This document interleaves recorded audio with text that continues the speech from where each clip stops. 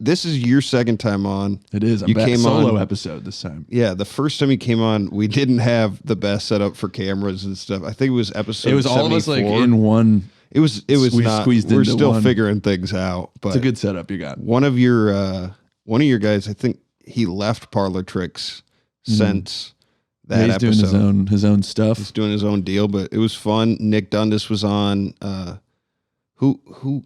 Oh no, it was you three. It was me, Gus, and Nick. Yeah. I had Jamal. I've had all the Parlor Jamal was Tricks on a different. Yeah, he was on a video game episode. Yeah. Right? He loves video. I live with him now. Do you? Yeah. Is he on the boat with you? No, I'm off the boat. You're off the houseboat? Yeah, straight off the boat. Why'd you get off? We'd been there 3 years. My roommate left. It's a piece of garbage house. Have you ever been there? I haven't. People like assumed, they were like, oh, he lives on a boat. First off, they were like, he owns it. I don't own anything. Yeah. Like, I'm poor as fuck. I had a roommate. I had to duck my head everywhere I went. The bathroom didn't work. The heating barely worked. You recorded your podcast there, right? Yeah. That long-lived podcast of yours? Yeah, I still do it every now and then. Do you? But I don't only do it for me because I was like bored. So I'd be like, this is a way to talk for like 40 minutes at a time. And it just got me better at it. And then I started having good impressions on there, right? You had a good pit bull? Yeah. Yeah, Mr. 305, Dolly Mr. Worldwide. It's just like this South Florida thing. Everybody, if you're born there, you can just do that. Everybody. And the, like, what are the siren sounds for like parties and shit? Oh, no, it's just like if there's an ambulance going by in South Florida, like it doesn't have the regular sirens. It's just like, Mr. 305. And you're like, oh, wow, someone's in danger. Yeah, that was, but I don't live on the houseboat anymore. It's like nice. Like where I'm like, oh, a working toilet. Yeah. Or like I walk into a room and I don't have to be like ducking my head. Like, what's up, guys? Isn't this cool? I have like permanent scoliosis now because I'm like trying not to get a concussion while making dinner in my kitchen. In the galley. The last time you came on, the houseboat was full of shit. Yeah, like literally full of shit. That was after the 4th of July party. July like show party that we did. Yeah. So that was a constant issue where there was because no one had taken care of it before us. Mm-hmm. So there was like a septic tank issue where it would get clogged. You only had like 10 gallons. We had like 25 gallons. And once it was full, it was full. Yeah. And so we'd get pumped out once a week. So sometimes we'd have to be like, fuck, we gotta. So that's why we wouldn't let anybody else use the bathroom. When it started like piling up, did it just like, did you guys catch it in time or was it just? It would be like, oh, this is so gross. This is. Dude, we got to get it in before 5 minutes because everybody's going to leave. Yeah. So it would just be like, you would try to flush it and you'd be like, oh, it doesn't flush. Like, you'd like crank the pedal. You're like, oh, it's full. There it is. But it just kept, and then it like fermented and shit. It would just sit there and then they'd pump it out. It wasn't so bad. So gross, dude. Yeah, you get used to it. You really lower your bar. Speaking of lowering the bar, you did a fucking road trip recently, right? Yeah, lowering the bar. I did a road trip. We went to Canada. Yeah. How was that? With it was two dudes so in much comedy. Fun. I think at least one of them has been on the podcast. It was JPF. Juan Forno? Yeah, JP, Juan Pablo Forno, yeah. Sorry, I was like, what? Yeah. Juan Pablo. Juan was great. So it was Juan's tour. He brought me and Andrew Frank, and then we just like were in a car. I'm also the guy who's like the annoying little brother.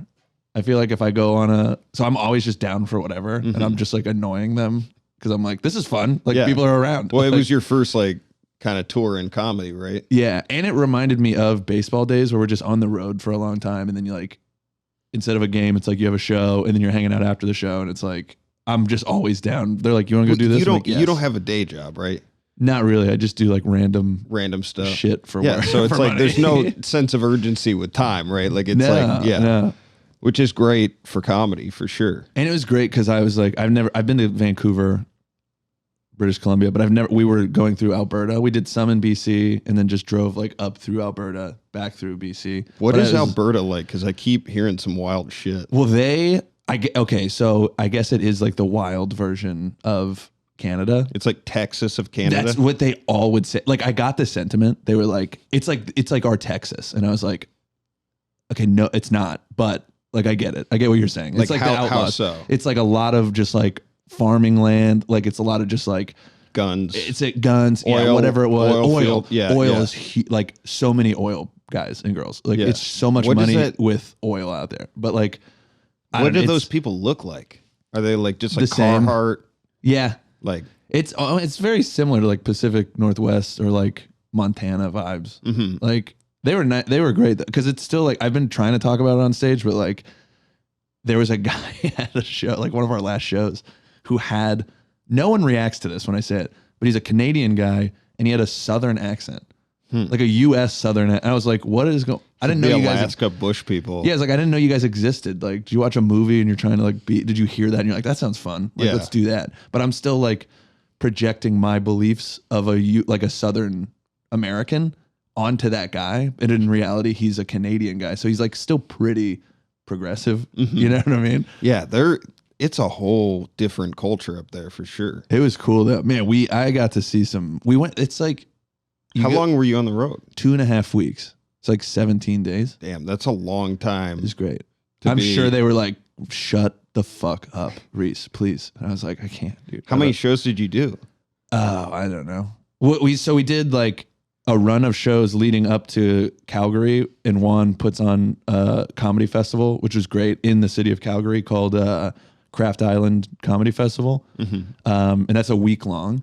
So we would just do a bunch of shows throughout. Like he would put us on shows throughout the week. So there would be some nights you do a couple spots, but that like on top. So for Juan headlining, he did like a week and a half of shows. So I don't know, like 9 or 10 maybe. Okay. And then the festival. So maybe like 15 to 20 shows total. And did his album come out yet? No, I think he's working on it. He's like filming it. He filmed it in Calgary. So I got Okay. to open for that. That was really fun. Do you know where he's releasing it? I think I don't know officially or if I'm even allowed to. I don't know. What he told me is a Canadian service was going to pick it up.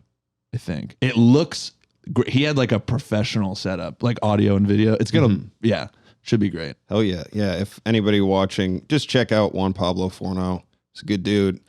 Funny comic. Just Snow Mexican. He's Snow Mexican. He came down recently from Canada and he's living in, I think he lives up here now, like in this Yeah. He's moving to Portland. North I think. Seattle. Oh, is he? I think so. Nice.